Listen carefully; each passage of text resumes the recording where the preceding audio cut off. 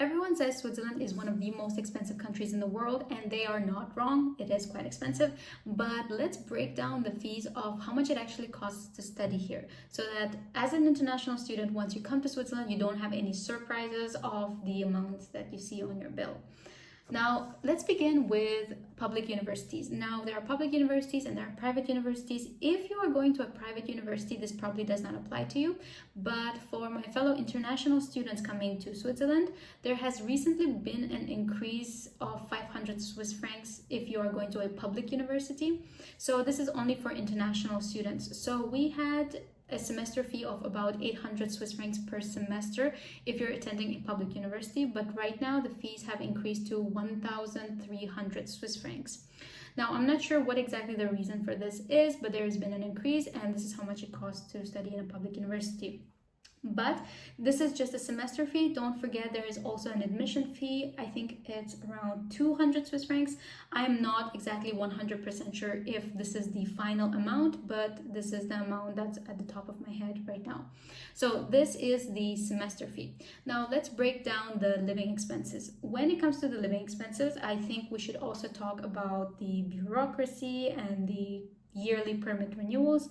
The permit renewal every year costs about, I just realized that this might be a little distracting for the numbers that I'm going to put there, so I'll just remove that.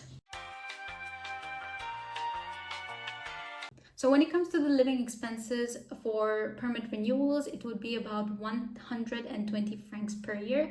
This is the amount that you have to pay every time you want to renew your permit, which is every September. Now, when you renew your permit, you have to submit a whole bunch of documents like your enrollment to your university, your housing contract, as well as the 21,000 Swiss francs in your bank account. This is a yearly thing. You'll have to do it every year. Don't be surprised when you come here and you find out that you have to do it every single year, because I was pretty surprised. Then we have the living expenses of housing. Let's talk about housing now. If you're following my TikTok channel, you've probably already seen me ranting about housing here and there. So that's because I am looking at housing right now. That's the time of the year. In September, usually people start looking for new housing, especially students, because as first year students, this is when we need to find new housing by ourselves, because the university housing kicks us out, or we need to be on the wait list for a really long time. So everyone's looking for new flats, or there are people who are coming back from their exchange semester, so everyone's looking for a temporary place to stay before their next exchange semester. And that's why the housing right now is sort of a crisis, or it's a little chaotic, because everybody is looking for housing. So the amount that you can expect to find housing for is between 500 francs to around 1,500 francs. Now, I know that a lot of people in my comments section say, oh, well, you live in Zug, which is one of the least taxed cities in Switzerland, so why would you expect the prices of the housing to be low?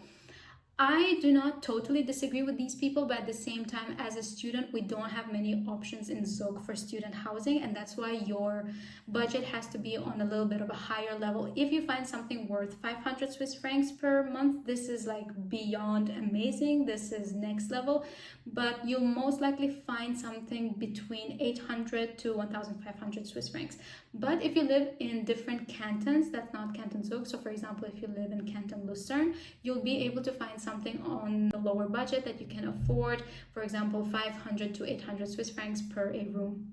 But yes, the prices that I'm saying right now for housing are per room, not even per flat. If you're a student and you're thinking, oh, I can probably find a flat to live in, forget it. Your budget will have to be around 2,500 to 4,000 Swiss francs ish. You'll really need to invest a lot if you want a flat to live in completely by yourself.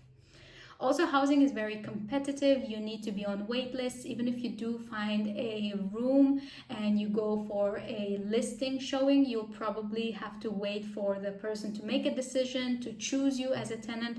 So there's a lot of trouble that goes into housing. So I would highly recommend you, before you come to Switzerland, talk to your university admissions about housing and how you can go about housing if you are going to an exchange semester and coming back from it. Be on the waiting list. Don't ever miss this opportunity to actually be on the waiting list, because then you'll have a lot of trouble with housing.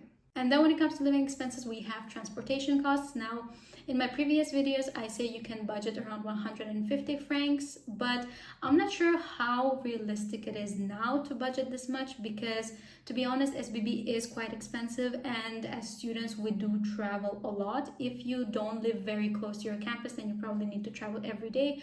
I would recommend you to still budget that much, but also a little bit higher, up to 200 Swiss francs. If you are someone who constantly travels and you want to visit Switzerland a lot, there is actually currently a promotion by SBB called the Summer Gea, which is basically a transportation pass that lets you travel all around Switzerland for free. Not for free, it's actually around 300 francs, I think 296 francs, something close to that number. But compared to what you would actually pay for point-to-point tickets separately, this price is considered very, very good.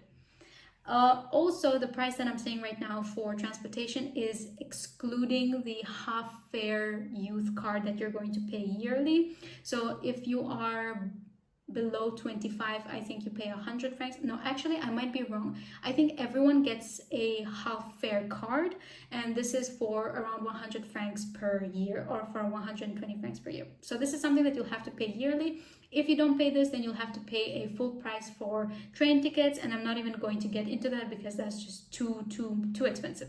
So just get a half fare yearly pass for around 100 to 120 francs, and then get the point-to-point tickets, or just budget accordingly. And then we have the insurance. A lot of people ask me where I'm able to find insurance for 60 francs per month, but you can actually find even less than 30 francs per month. I think the Swisscare released a new option for international students, which is like 30 francs per month, but I'm not sure. So this amount is what I found on Swisscare. This is what I pay myself monthly, but you can of course go for other insurance plans. It's really completely up to you and what is needed according to your medical needs. And for groceries, I like to tell people to budget around 200 to 300 francs, but I find that that's on a lower scale, so you might need to increase your budget a little bit. But if you're like me, who actually doesn't eat out too much, or you are constantly meal prepping, you're cooking at home, I think this budget is okay.